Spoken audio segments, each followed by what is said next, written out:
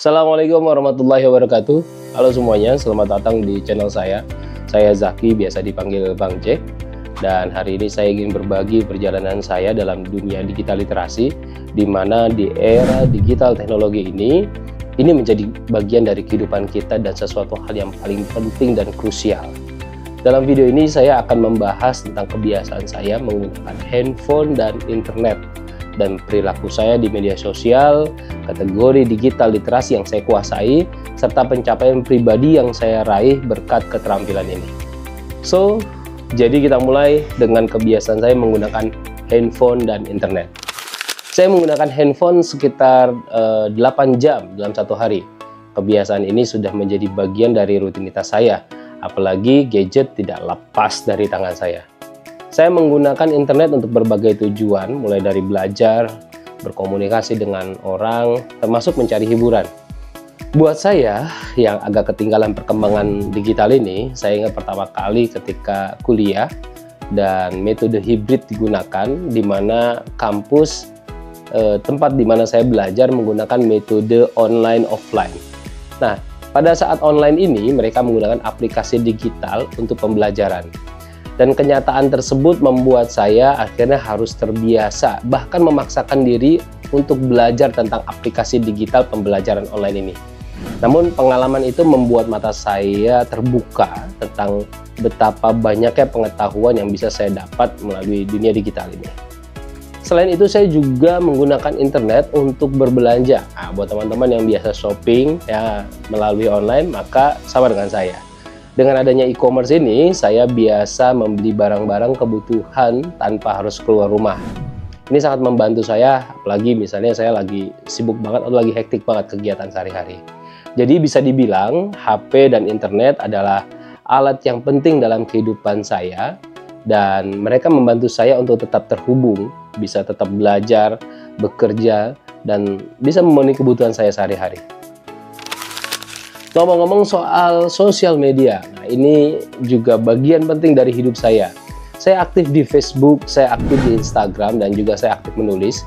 Dan ini adalah satu wadah yang cukup menarik untuk saya berbagi konten.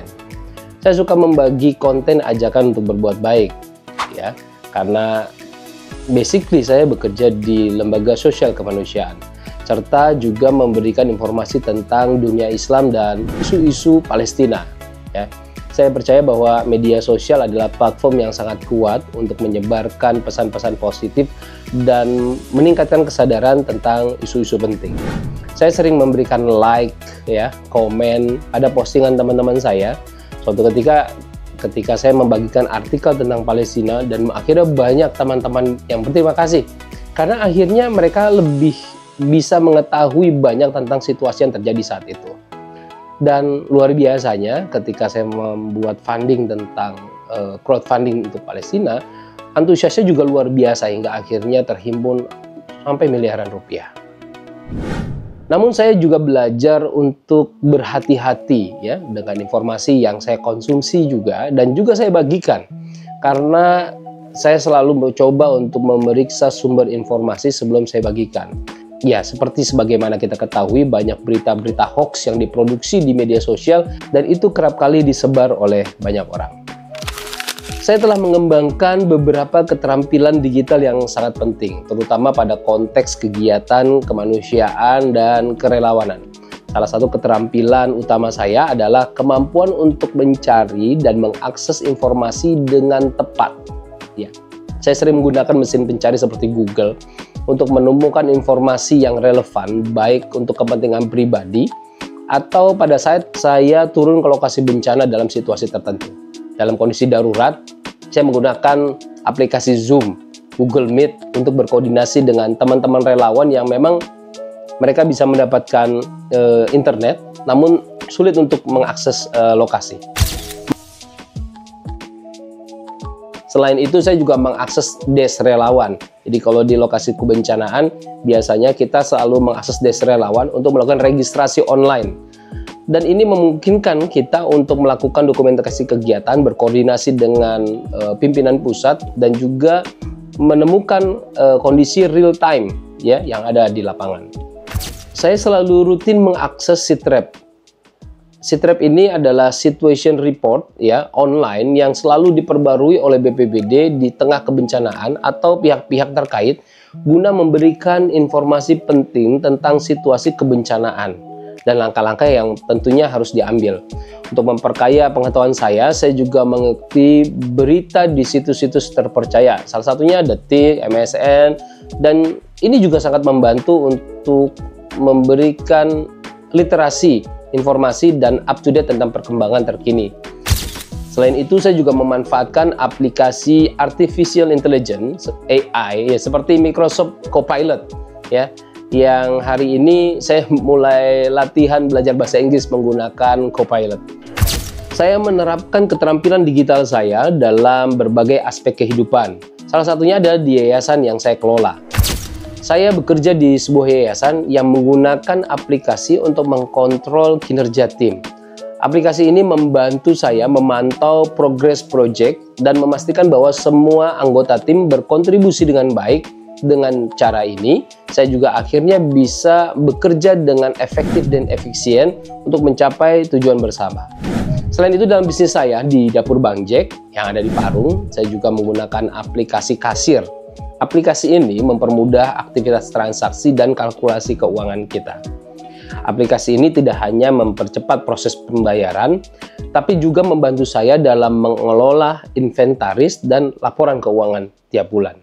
Dalam perjalanan saya untuk meningkatkan keterampilan digital, saya mengambil langkah berani dengan mengikuti pelatihan online tentang pemasaran dan branding. Ya, meskipun ini biayanya tidak murah ya, waktu itu sampai 9 juta rupiah, tapi saya yakin bahwa investasi ini sangat berharga untuk memperdalam pengetahuan dan keahlian saya. Selain itu, saya juga memanfaatkan opsi yang lebih terjangkau. Jadi kalau tadi yang 9 juta, saya juga membeli e-book yang harganya 99.000 sampai 200 ribuan. Dan ini memberikan wawasan berharga tentang tren strategi terbaru dengan literasi digital. Untuk memperkuat pemahaman saya meng-hire tim spesialis sosial media. Dengan dukungan mereka, saya tidak hanya belajar mengembangkan website ataupun sosial media untuk yayasan saya, tetapi dengan mereka saya juga mengembangkan sosial media yang saya kelola pribadi dengan menggunakan aplikasi editing seperti Adobe Photoshop, Final Cut Pro, CapCut, Canva, yang dimana hasil dari olahan software editing atau aplikasi editing ini saya post di Facebook saya atau di Instagram saya. Setelah saya meningkatkan kapasitas saya ya di dunia digital, dan ini berdampak pada meningkatnya jumlah follower saya di sosial media, baik di Instagram, di Facebook maupun di YouTube. Sepanjang perjalanan saya dalam mengembangkan dunia digital, saya telah mempelajari berbagai fungsi digital untuk mencapai tujuan yang lebih besar. Dalam pengelolaan data untuk proyek-proyek kemanusiaan, saya menggunakan Google Form yang terintegrasi dengan Excel dan Spreadsheet. Pendekatan ini tidak hanya mempermudah pengumpulan data, tapi juga memungkinkan analisa lebih cepat dan akurat. Tim keuangan di foundation saya, di yayasan saya, kini telah beralih ke Accurate, ya, sistem akuntansi yang jauh lebih canggih, dan ini membantu kami untuk mengelola keuangan dengan transparansi, efisien, juga menghindari potensi kecurangan. Saya juga aktif berkontribusi dalam komunitas online yang fokus pada pengembangan digital literasi, berbagi pengetahuan dan pengalaman guna membantu orang lain dalam perjalanan belajar mereka.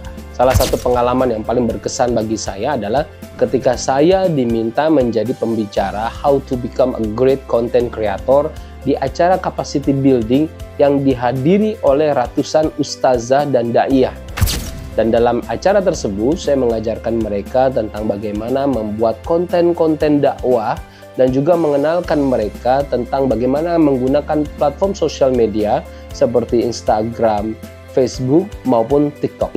Dan ini membuktikan bahwa dengan meningkatnya kemampuan saya di dunia digital, ini bisa berdampak positif, bukan hanya bagi diri saya, tapi juga bagi orang lain.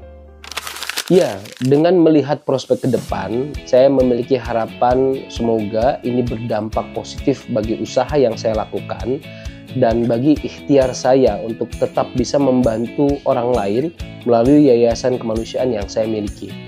Saya harap video ini dapat menginspirasi teman-teman semua dalam meningkatkan digital literasi teman-teman sendiri dan menjadikan media sosial sebagai alat yang efektif untuk mencapai tujuan pribadi atau tujuan bersama. Barakallahu fikum.